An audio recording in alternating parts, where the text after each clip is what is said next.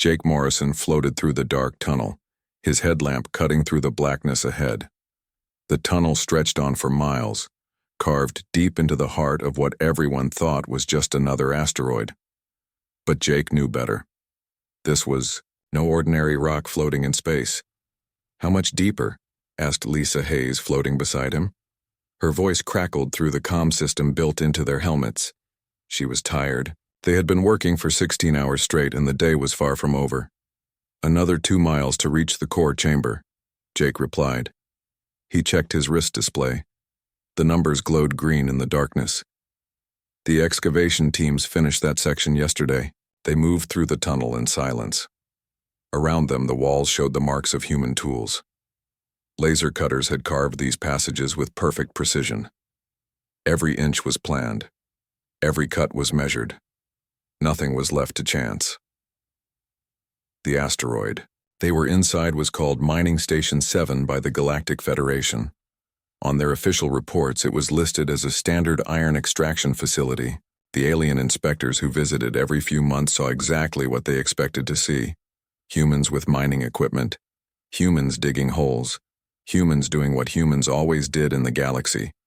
What the aliens did not see was the truth. Jake and Lisa reached the end of the tunnel. Before them opened a vast chamber that stretched in all directions. The space was so large that their headlamps could not reach the far walls. But Jake knew how big it was. He had helped design it. The chamber was 300 miles across. Ioi sat in the exact center of the asteroid. And it was not empty. Thousands of workers moved through the space like tiny ants. Some wore spacesuits and worked on the outer walls. Others operated massive machines that hummed with quiet power. The sound echoed strangely in the thin atmosphere that filled the chamber. "Beautiful, isn't it?" Lisa said. She was looking at the construction taking place all around them. In the center of the chamber, a structure rose from the floor. It looked like a city built vertically. Towers and platforms connected by bridges and walkways. But this was not a city. This was the bridge and command center of humanity's first planet-sized warship. "How many people can it hold?" Jake asked, though he already knew the answer. 50 million once we finish the living quarters, Lisa replied. The life support systems are already online. The quantum engines are installed and tested. The weapon systems are 70% complete. Jake nodded. He pulled out a tablet and checked the construction schedule. Everything was on time. In 6 months, this asteroid would become something the galaxy had never seen before. A weapon of war disguised as a simple mining operation, but it was not the only one. "Any word from the other sites?" Jake asked. Lisa smiled. "Freedom is ahead of schedule. They finished their main engines last week. Defiance had some problems with the quantum field generators, but Ben Rodriguez fixed those yesterday. All 12 sites are operational. 12 planet-sized warships, hidden in 12 different star systems. Each one disguised as a mining operation. Each one capable of destroying entire fleets. Each one a secret that humanity had kept for over 20 years. The project had started small. Just a few engineers and military officers who realized that humans were not safe in the galaxy. The major alien powers saw humans as useful, but unimportant. Good for manual labor. Good for dangerous jobs that aliens did not want to do. But not good for much else. Jake remembered the day he first understood the truth. He had been working on a real mining station then, pulling iron ore from a small asteroid. A group of Vorthak officials had visited to inspect the operation. They spoke to each other in their crystalline language, not bothering to use the translation devices. But Jake had learned their language years earlier. He understood every word they said. "These mammals breed quickly," one Vorthak had said. "We should move them to a single system soon. Easier to control that way." "Yes," another had agreed. "And their neural patterns would be useful for our artificial intelligence projects. Fresh organic minds always work better than synthetic ones." They were talking about harvesting human brains, about turning people into components for alien computers, about slavery on a scale that would affect every human in the galaxy. That night, Jake had sent a coded message to his old friend from the military academy. Susan Blake was an admiral now, one of the few humans with real authority in the Federation. She understood the threat immediately. Within a year, they had recruited the best engineers and scientists from across human space. The official story was that they were expanding mining operations to meet growing demand. The reality was that they were building weapons that would change the balance of power in the galaxy forever. "Sir," a voice called through the comm system, "you need to see this." Jake turned toward the voice. A young engineer named Danny Wright was floating near one of the weapon platforms. He looked excited and worried at the same time. "What is it?" Jake asked as he and Lisa moved toward Danny. "The quantum torpedo launchers," Danny said. "We just finished the first test firing. The results are better than we hoped." He handed Jake a datapad. The screen showed a video recording of empty space. In the center of the image sat a small moon, gray and lifeless. Suddenly, a beam of light shot across the screen. Where it hit the moon, a brilliant flash erupted. When the light faded, the moon was gone, not destroyed, not broken apart. Gone completely. "How much power did that take?" Lisa asked. 12% of one quantum core," Danny replied. "This ship has 16 cores." Jake stared at the datapad. With weapons like this, a single planet-sized ship could destroy entire star systems. 12 ships could reshape the galaxy. "Any detection from the test?" Jake asked. "None," Danny said. "The quantum masking fields worked perfectly. To any alien sensors, we still look like a simple mining operation." Jake felt a mix of pride and fear. Humanity had built something incredible, something that would protect them from the threats they faced, but it was also something that could destroy everything if used wrongly. He looked around the vast chamber. Thousands of humans working together toward a single goal, building the future of their species with their own hands. The aliens thought humans were simple. They thought humans were weak. The galaxy was about to learn how wrong they were. 5 years had passed since the first planet ship was completed. Danny Wright stood in the command center of Liberty, watching 12 screens that showed 12 different star systems. Each screen displayed what looked like a simple mining operation, but Danny knew the truth behind each image. "Status report," Danny said into his headset. "Freedom is ready for combat operations," came the reply from Captain Nina Walsh. Her voice reached him instantly through the quantum communication network. Distance meant nothing when messages traveled through folded space. "Defiance reports all weapon systems online," said another voice. "Independence has finished loading the new quantum torpedoes," came a third report. Danny smiled. 12 planet-sized warships spread across the galaxy, each one hidden in plain sight. Each one more powerful than anything the aliens had ever built, and all of them connected by technology that the galaxy's major powers could not even imagine. "Amy, how are the stealth systems?" Danny asked. Amy Foster looked up from her control panel. She was the best engineer Danny had ever worked with. Her quantum field generators could make entire planets invisible to alien sensors. "Perfect across the board," Amy replied. "The Vorthak inspection team that visited Mining Station 3 yesterday detected nothing unusual. They spent 6 hours scanning the area and found only iron ore and standard mining equipment." Danny nodded. The aliens still saw what they expected to see. Humans digging holes in space rocks. Humans following orders. Humans staying in their place at the bottom of the galactic hierarchy. "Sir," called Dr. Carl Stevens from his workstation. "I have the latest intelligence reports from our embedded agents." Danny walked over to Carl's station. The doctor spent his time studying alien biology and psychology. He knew more about the galaxy's major powers than most aliens knew about themselves. "What did you find?" Danny asked. Carl pulled up a series of files on his screen. "The Xanthari Collective has been asking questions about human population growth. They want to know why our birth rates have increased by 30% in the last 5 years. Danny felt a chill. The birth rate increase was not natural. It was the result of moving millions of humans from their home worlds to the planet ships. Families were reuniting. People felt safe for the first time in generations. Of course, they were having more children." "What about the others?" Danny asked. "The ethereal dominion has noticed changes in human neural patterns during their routine scans. They say humans seem more confident lately, more unified in their thinking. That made sense too. Humans had hope now.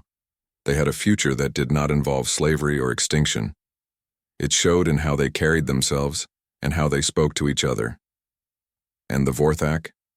Danny asked. Carl's expression grew darker. "They have been discussing the Human Relocation Initiative again. The project to move all humans to a single star system for better administrative control." Danny had heard rumors about this plan. The idea was to concentrate the entire human population in one place where they could be more easily managed. But Danny knew the real purpose. It would be easier to harvest human minds if they were all in one location. "Timeline?" Danny asked.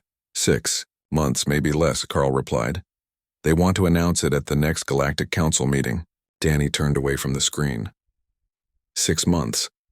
That was not much time to complete their preparations. But it might be enough. "Nina," he said into his headset, "I need you to accelerate the reconnaissance missions. I want full intelligence on every major alien military installation within 4 months." "Already on it," Nina replied. Her scout ship, Falcon's Eye, was the fastest vessel in human space. She could reach any star system in the galaxy within days and return without being detected. "Amy, what about the weapon synchronization project?" Danny asked. Amy's eyes lit up. This was her favorite part of the project.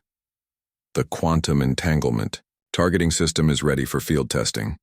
All 12 planet ships can now combine their firepower into a single coordinated attack."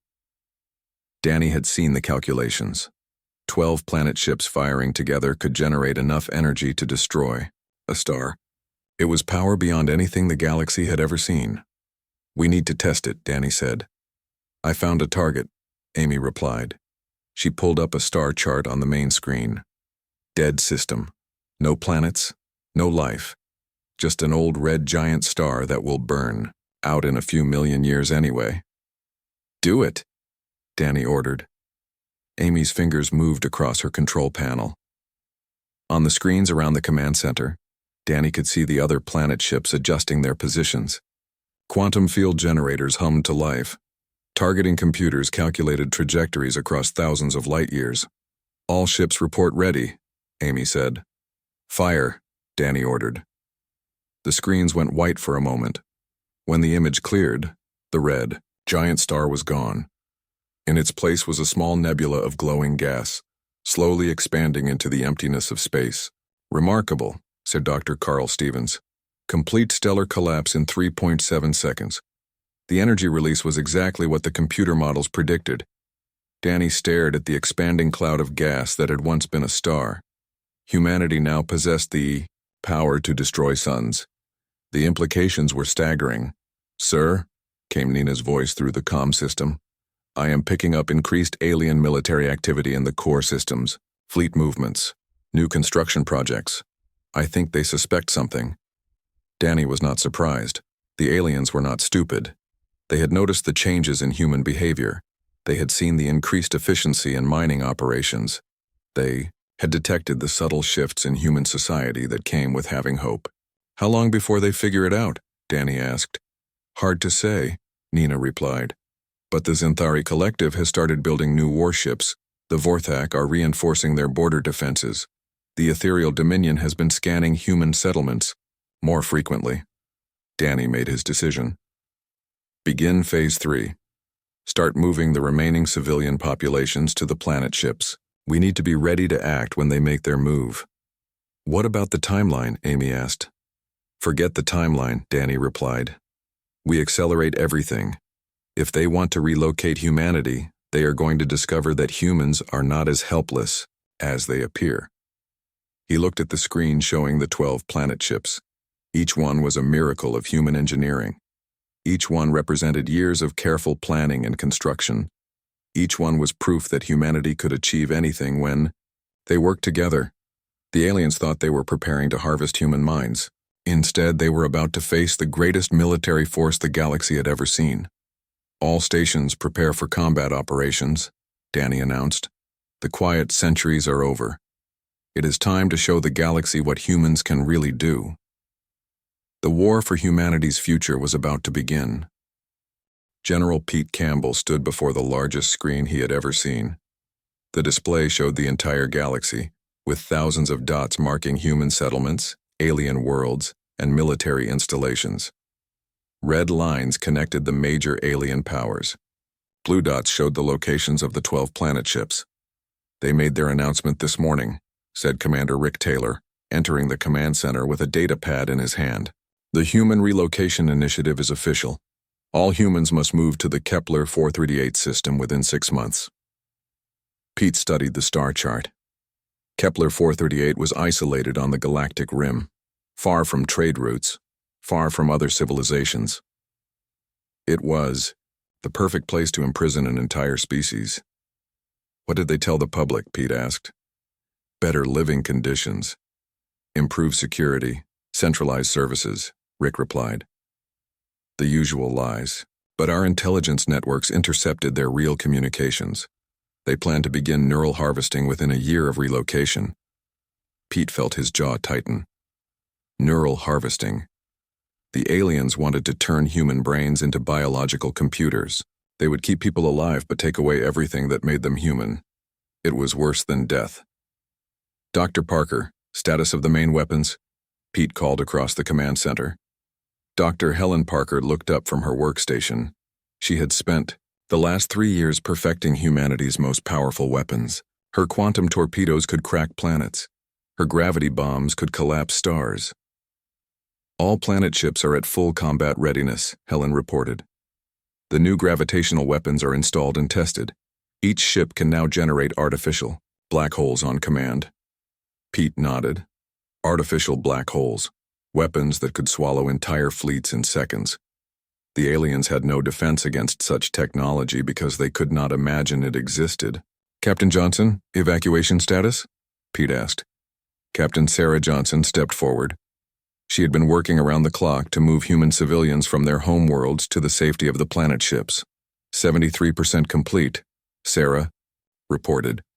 "We have relocated 41 million people in the last month. The remaining populations are in remote systems. We need another 4 weeks to get everyone to safety." "You have 2 weeks," Pete said. "After that, we begin combat operations." Sarah looked worried. "Sir, that means leaving 8 million people behind. Those people will be safer on their home worlds than in the middle of a war zone," Pete replied. "We can protect them once the fighting starts." He turned back to the main screen. The blue dots representing the planet ships had moved during the night. Each one was now positioned near a major alien world. Liberty hung in space near the Vorthak capital system. Freedom orbited just outside Zenthari space. Defiance waited in the darkness near the ethereal Dominion's core worlds. "Rick, what are the aliens saying about our mining operations?" Pete asked. Rick consulted his data pad. "The Vorthak have increased their inspection schedules. They visited Mining Station 7 twice this week. The Zenthari are asking detailed questions about our equipment manifests. The ethereal Dominion has been scanning our facilities with deep probe sensors." Pete was not surprised. The aliens might be arrogant, but they were not blind. 41 million humans had disappeared from their home worlds in the last month. Mining operations that should have taken decades to complete were finishing in months.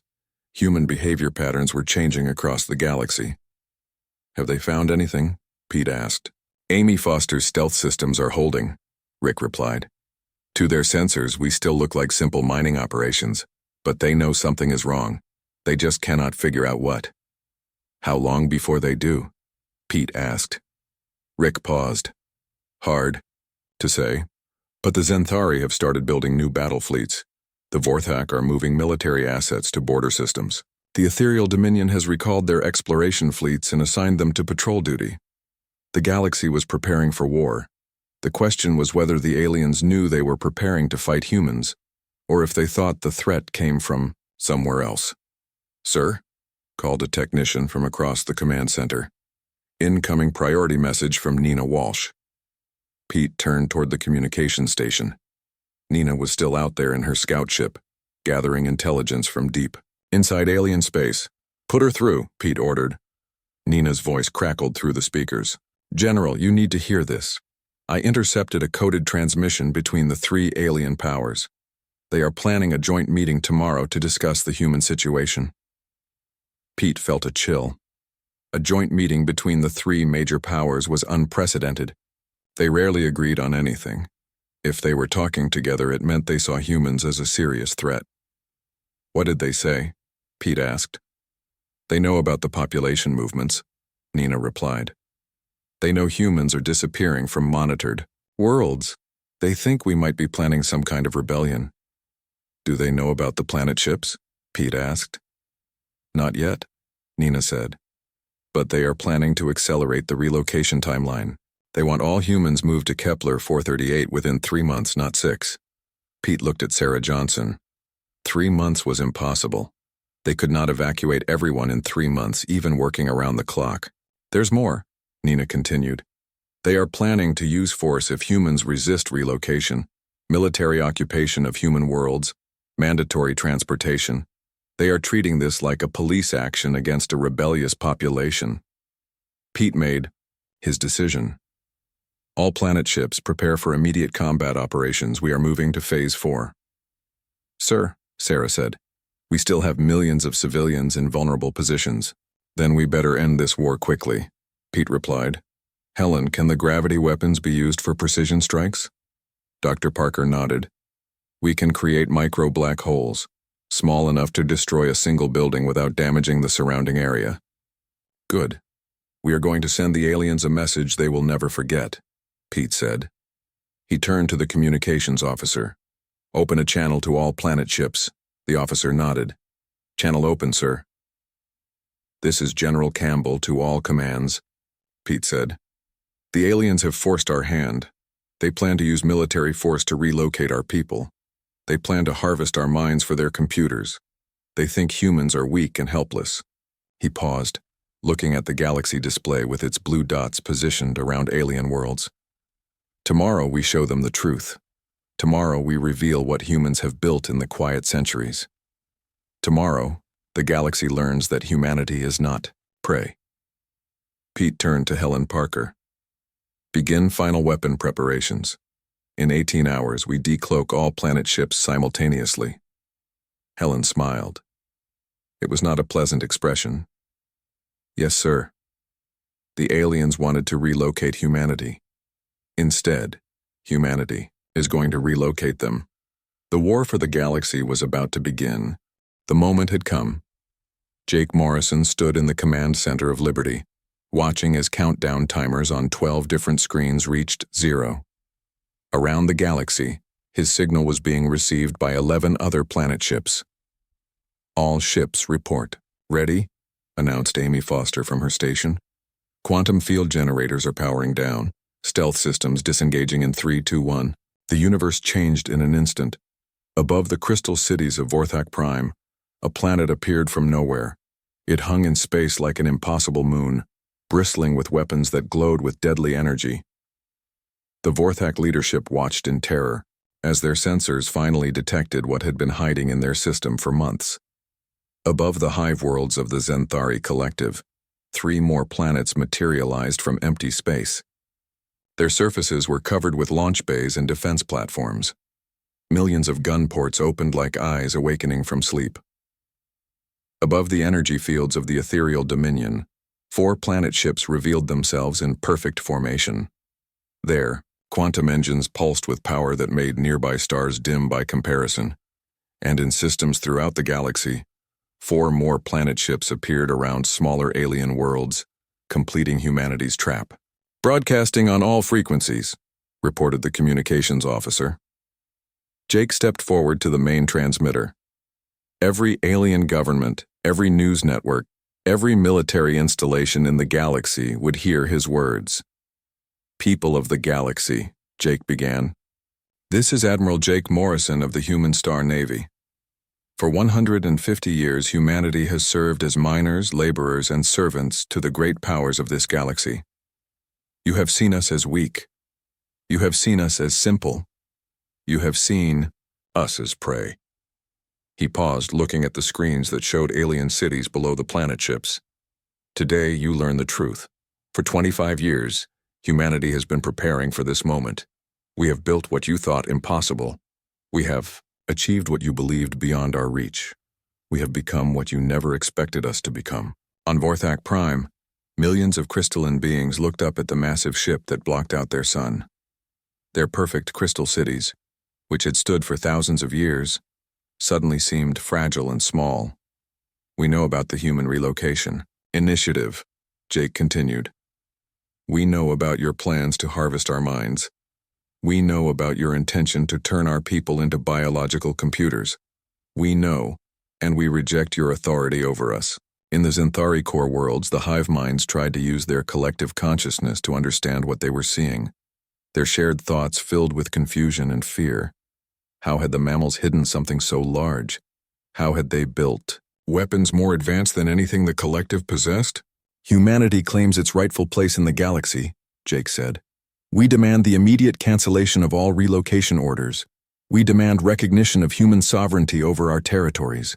We demand an end to the exploitation of our people. The ethereal dominion tried to probe the minds aboard the planet ships, seeking to influence human thoughts as they had done for centuries. But their psychic powers met only empty space. Amy Foster's quantum shields blocked every attempt at mental intrusion. To demonstrate our resolve, Jake continued, we will now show you the power you have forced us to develop. He nodded to Dr. Helen Parker. She activated her targeting systems and selected a Vorthak military station in empty space, far from any populated worlds. Quantum torpedo launch, Helen announced. A beam of pure energy shot from Liberty toward the distant space station. The structure, which could have housed 1 million beings, simply ceased to exist. Where it had been, only empty space remained. That weapon used 1% of this ship's power, Jake said into the transmitter. We have 12 such ships. Each one carries enough firepower to destroy entire star systems. Each one is crewed by humans who remember every insult, every act of exploitation, every plan to enslave our species. The response from the alien governments was immediate. On Vorthak Prime, the Crystal Council activated their most powerful fleet. 10,000 ships rose from hidden bases throughout their empire, converging on the human planet ship. Incoming Vorthak fleet, reported Captain Ben Rodriguez from his tactical station. 10,000 vessels, battleships, cruisers, and fighters. They will reach us in 1 hour.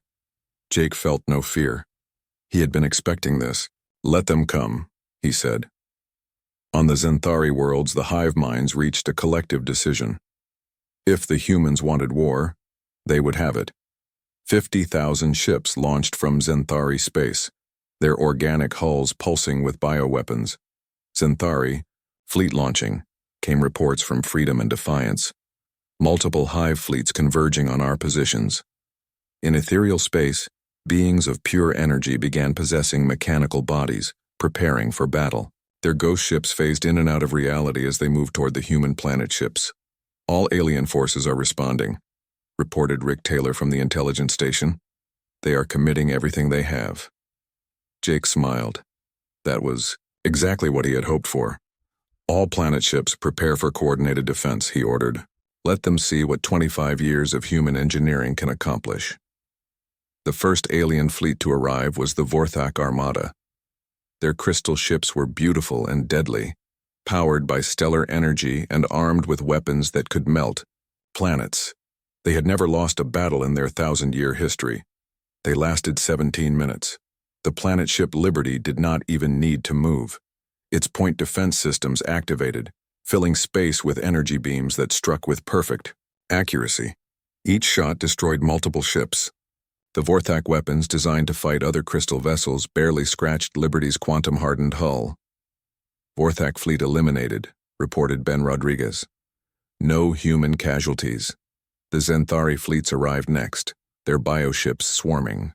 Like angry insects around the planet ships Freedom and Defiance. They tried to use their superior numbers to overwhelm the human defenses. It did not work. Dr. Parker activated the gravity weapons.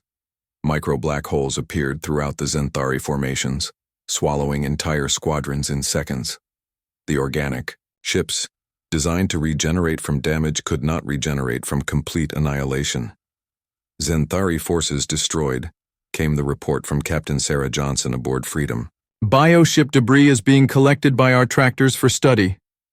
The ethereal dominion lasted the longest. Their phase-shifted ships could avoid most conventional weapons, but human quantum torpedoes existed in multiple dimensions simultaneously. There was nowhere to hide. As the last alien ship disappeared from the sensors, Jake opened the communication channel again. "The demonstration is complete," he announced to the galaxy. "Humanity is no longer your servant. We are no longer your prey. We are your equals, and we demand to be treated as such." He looked at the tactical displays showing empty space where 3 alien fleets had been moments before. Any questions? President Maria Gonzalez stood in the new Human Council chambers aboard the planet ship Liberty.